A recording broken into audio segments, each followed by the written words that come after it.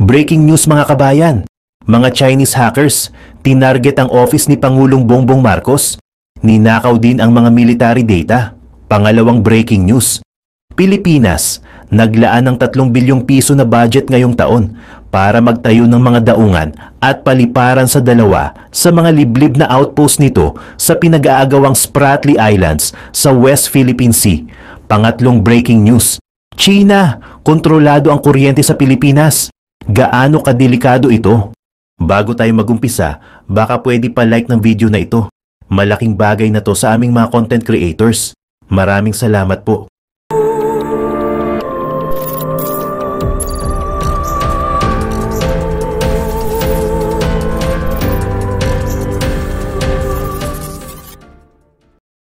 Isang pagbubunyag ang ipinahayag ng Kamara tungkol sa balitang kontrolado daw ng China ang supply ng kuryente sa Pilipinas.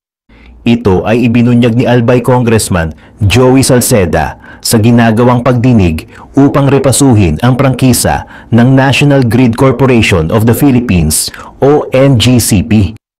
Ayon kay Salceda, base daw sa record, isang Chinese ang mismong chairman ng NGCP at ito ay si Zhu Guangchao, isang Chinese nationals, kasama ang 3 pang mga Chinese na miyembro din ng Board of Directors sa tahasang paglabag sa batas. Ayon pa sa pahayag ni Salceda, gawa ng mga paglabag ng NGCP sa management structure, maaaring amyendahan umano ng Kongreso ang prangkisa ng nasabing korporasyon. Ang NGCP ay katulong ng Transco sa pamamahala ng mga daloy ng supply ng kuryente mula sa mga electric power plant patungo sa power distributor sa iba't ibang lugar sa Pilipinas. Sa iba pang anggulo ng mga balita, ayon sa Bloomberg News Report, isang infiltration umano ang isinagawa sa mga computer systems ng executive branch ng Philippine government. Sinasabing mga Chinese state-sponsored hackers daw ang nasa likod nito. Batay sa ulat, napansin ng mga cybersecurity experts ang pag-infiltrate noong 2023 at muli itong isinagawa noong Agosto ng 2024. Tungkol sa ulat na ito, nag-request ang President's Office ng mga detalye tungkol sa sinasabing hacking na ito. Sinasabi na ang pag-breach na ito ay hindi naiulat noong mga nakaraang panahon. Tumanggi naman na magbigay ng komento ang Undersecretary for Cybersecurity at the Department of Information and Communications Technology na si Jeffrey Iandi tungkol sa hindi pa malinaw na balita kung na-breach nga ba ang President's Office o nanakawan ba ito ng mga data. Gayunpaman, sinabi niya na ang maaari lamang nilang kumpirmahin sa ngayon ay ang pagiging persistent at consistent ng mga Advanced Persistent Threat Groups. Ang Advanced Persistent Threat Group o APT ay isang terminong ginamit upang ilarawan ang mga state-sponsored hacking groups. Idinagdag ni D na ang mga kaalyado ng Pilipinas na Australia, Japan, United States at United Kingdom ay nag-alok ng tulong hinggil sa technical support, technology at mga cybersecurity firms. Ayon pa sa ulat ng Bloomberg, ang ginagamit umanong tactics ng mga attackers ay kadalasang naka-associate sa APT-41 group. Idinagdag din na ang data na ninakaw sa infiltration ay kinabibilangan ng mga military documents sa ilang related territorial dispute sa pagitan ng China at Pilipinas. Ang pag-atake sa President's Office ay sinasabing bahagi ng broader campaign sa pag-compromise ng multiple Philippine institutions, kabilang na ang mga hospital networks. Ininform din ang Philippines Cybersecurity Agency at FBI tungkol sa hacking campaign na ito, ngunit tumanggi ang FBI na magkomento tungkol dito. Samantala, sinabi naman ng isang tagapagsalita ng Foreign Ministry ng China na hindi nito alam ang sitwasyon at idinagdag na ang China ay patuloy na sumasalungat sa all forms of hacking at cyber attacks bilang isang prinsipyo. Kasabay nito, tinututulan din daw nila ang walang batayan na haka-haka para sa mga layuning pampulitika. Sa iba pang mga balita, naglaan ang gobyerno ng Pilipinas ng mahigit 3 bilyong piso na budget ngayong taon para magtayo ng mga ports at airports sa 2 nitong remote outposts sa pinag-aagawang Spratly Islands sa South China Sea. ang 2025 General Appropriations Act na nilagdaan noong December 30 ay naglaan ng 1.65 billion pesos para sa expansion o development ng isang paliparan sa Pag-asa Island, kung saan itatayo rin ang isang 300 million pesos sheltered port, nakalaan ng hiwalay na 1.08 billion pesos para sa isa pang sheltered port facility sa Lawak Island. Ang mga proyektong ito ay pupunduhan at isasagawa ng Department of Transportation.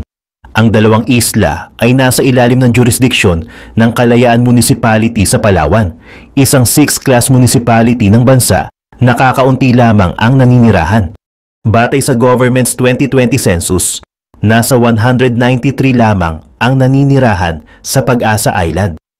Ito ay matatagpuan mga 300 kilometers sa kanluran ng mainland Palawan. Ang Pag-asa ang pinakamalaking Philippine-occupied feature sa Spratly, at dito nakatayo ang Kalayaan Municipality. Samantala, walang regular commercial transportation mula sa mainland Palawan hanggang sa Pag-asa. Noong nakaraang taon, sinabi ni Pangulong Ferdinand Marcos Jr. na isa sa mga prioridad ng gobyerno ang pagtatayo ng paliparan sa Pag-asa. Ayon sa isang release ng Presidential Communications Office, ang procurement para sa pagpapalawig ng runway ng airport ay isinasagawa na noon pang Hulyo ng 2024.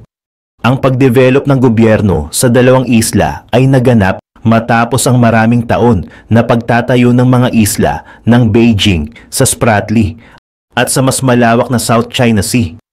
Inaangkin ng soberanya ng China ang halos kabuuan ng karagatan sa kabila ng 2016 arbitral ruling na nag-struck down sa tinatawag nitong 9-dash line.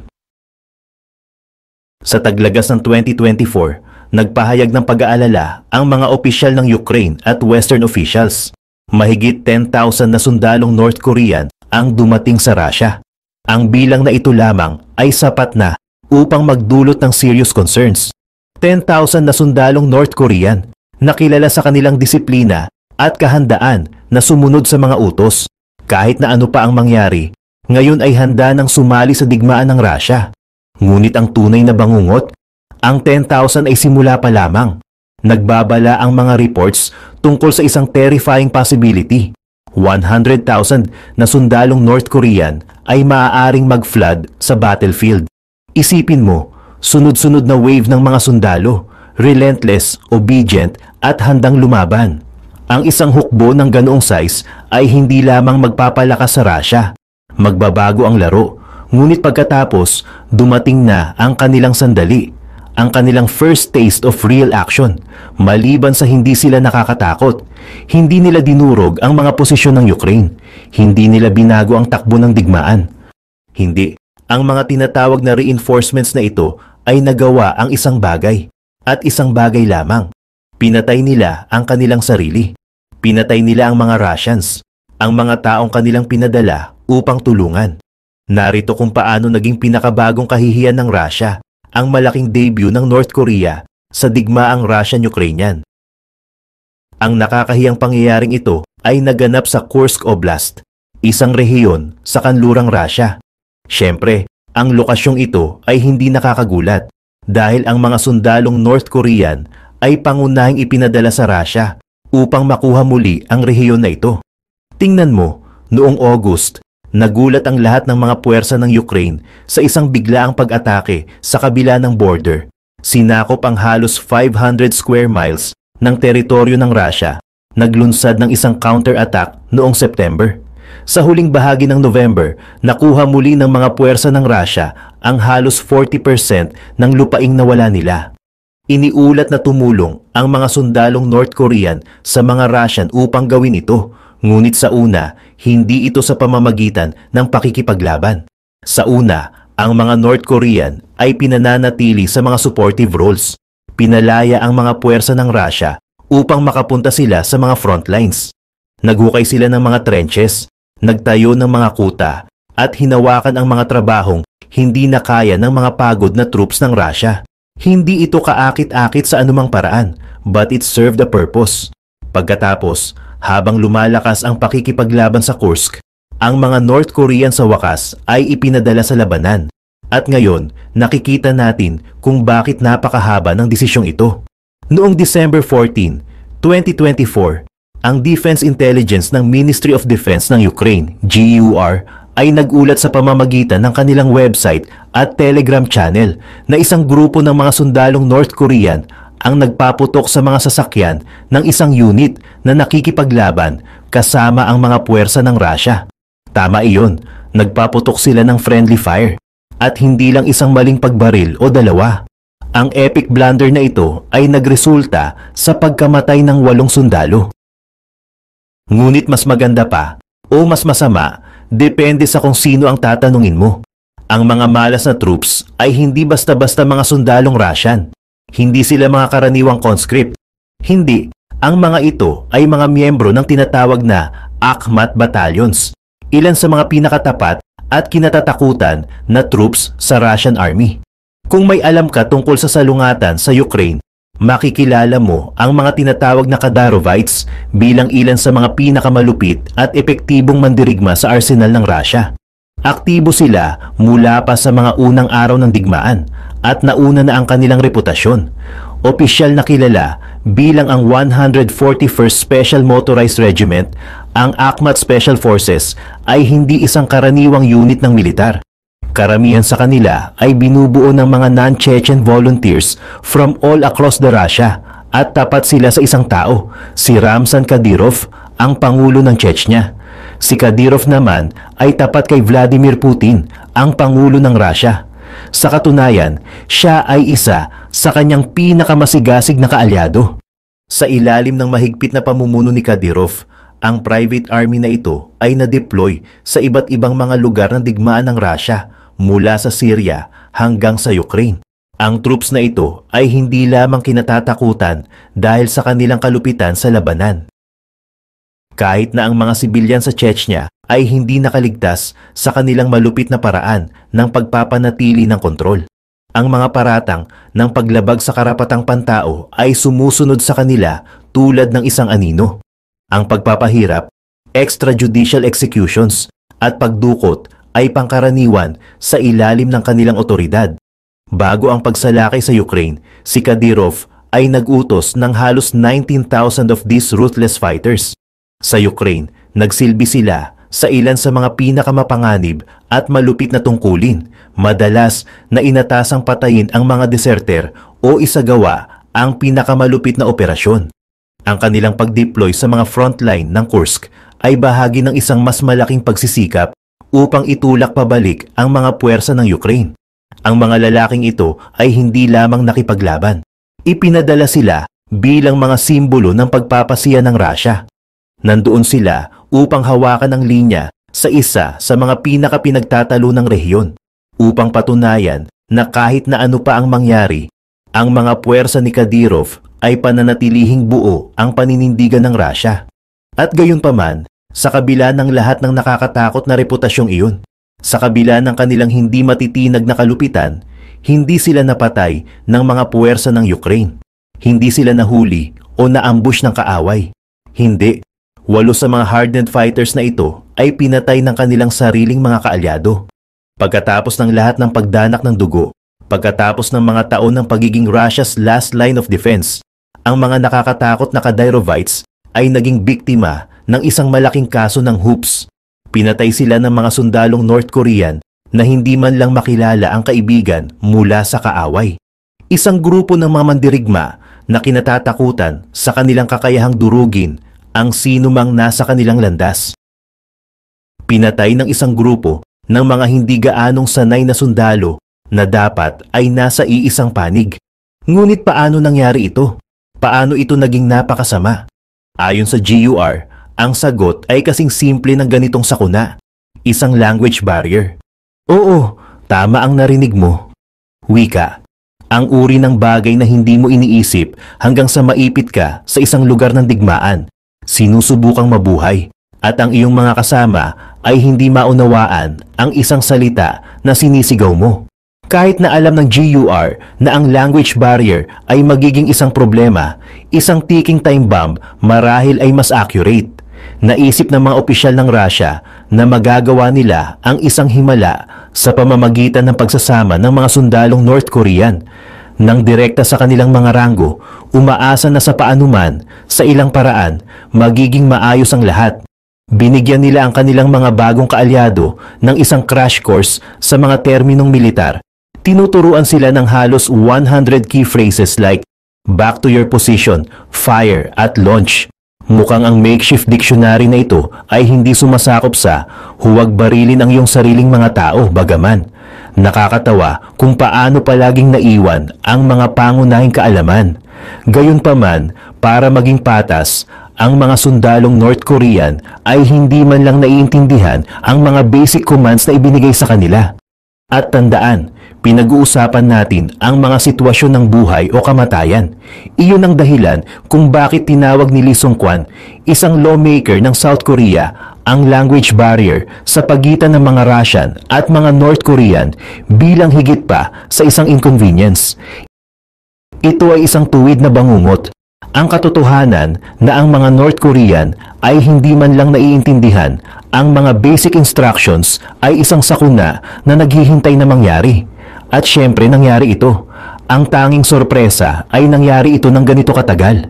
Pagkatapos ng lahat, iniulat na unang nakita ng mga North Korean ang labanan sa Ukraine noong November 2024. Tiyak, sila ay na-deploy lamang upang tulungan ang Marine Corps at mga airborne forces sa Kursk Blast.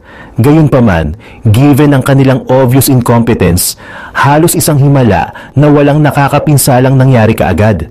Well, hindi sa wala tayong alam.